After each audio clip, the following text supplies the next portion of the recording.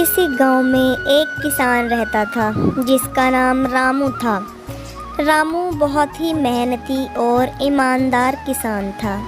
जिस समय गांव के बाकी के लोग मॉर्निंग वॉक के लिए घूमने जाते, रामू उस समय अपना फावड़ा कंधे पर रखकर खेतों में जाता था। रामू बहुत ही लगन और मेहनत से अपना काम किया करता था।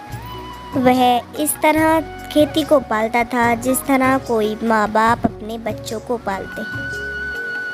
वह सुबह सवेरे अपने खेतों में आ जाता और देर शाम तक काम करता था। तपती धूप में, कड़कती बारिश में और तजते पैरों में भी वह लगातार काम करता रहता था। इतनी ज़्यादा मेहनत करने के बाद भी वह सिर्फ इतना ही कमा पाता था जितना उन दोनों का खर्चा चलाने मात्र पर्याप्त होता था। घर का खर्च भी अच्छे से नहीं चल पाता था।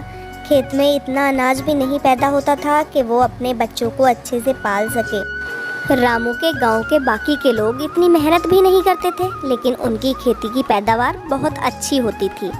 रामू सोचता था कि मैं दिन रात लगा रहता हूँ, पूरे दिन मेहनत करता हूँ, लेकिन फिर भी मेरी खेती इतनी अच्छी क्यों नहीं होती है। वह खेत में जो भी फसल बोता वह खराब हो जाती, उसके अंदर बीमारियां आ जाती। वह काफ़ी दवाइयां लगाता था, कीटनाशक खाद डालता था, लेकिन उसकी खेती उपजाऊ नहीं हो पाती थी। ये है रामू भैया की बीवी सरिता। यह भी बहुत ही मेहनती और ईमानदार लेडीज़ है। रामू भैया खेतों में काम करते हैं और सरिता अपना बाहर काम करती हैं। अरे भगवान, कहाँ गई सुनती हो? मैं खेत से थका हुआ आया हूँ, मुझे बहुत भूख लगी है। मैं नहाने जा रहा हूँ, इतने नहाकर वापस आता हूँ, तुम मेरे लिए खाना लगा दो। और इतना कहकर रामू भैया खाना लगने का इंतजार करने लगते हैं। जी बाहर हूँ, मैं आती हूँ अभी। आपका खाना लगाकर मैं बाहर पानी लेने जा रही हूँ। आप खाना खाकर आराम कर लीजिए, मुझे पानी लेने जाना है। और फिर सरिता घर के बाहर गांव के किसी नल से पानी लेने चली जाती है। और सरिता इतने पानी लेकर आती है, इतने रामू भैया खाना खा रहे होते हैं। और खेत पर दिन रात मेहनत से काम करने के बाद उन्हें इतनी थकान होती है कि वे वहीं जमीन पर ही लेट जाते हैं और उन्हें वहां नींद आ जाती है। इतना थकने के बाद आदमी ये पता नहीं चलता है कि वो नीचे सोए हैं या ऊपर खाट पर सोए हैं। और फिर सरिता पानी लाने के बाद अपना गोलगप्पे का ठेला लेकर गांव के बाहर निकल जाती है। और वह गली गली में गोलगप्पे ले लो आवाज़ लगाने लगती है। वैसे तो सरिता के गोलगप्पे बहुत ही अच्छे और चटपटे होते हैं, लेकिन फिर भी न जाने लोग उन्हें पसंद क्यों नहीं करते। सरिता बेचारी पूरी मेहनत और लगन से काम करती है, लेकिन उसे कोई कामयाबी नहीं मिलती।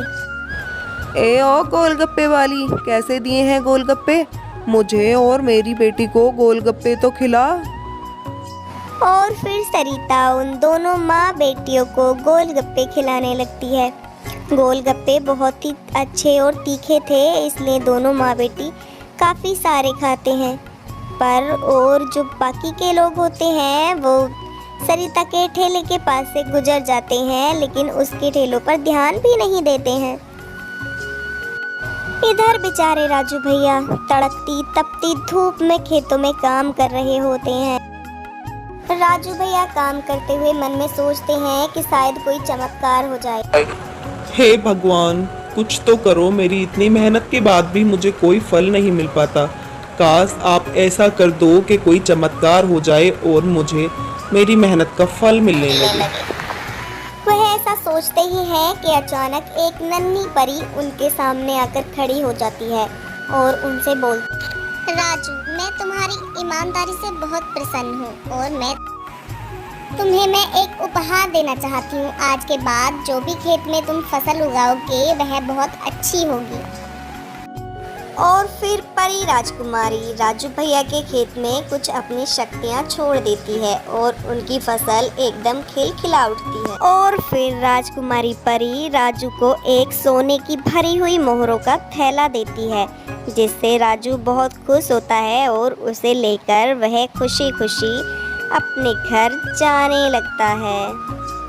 तो मेरे प्यारे बच्चों, हमें इस चीज़ से यह शिक्षा मिलती है कि हमें लगातार मेहनत और ईमानदारी से आगे बढ़ते रहना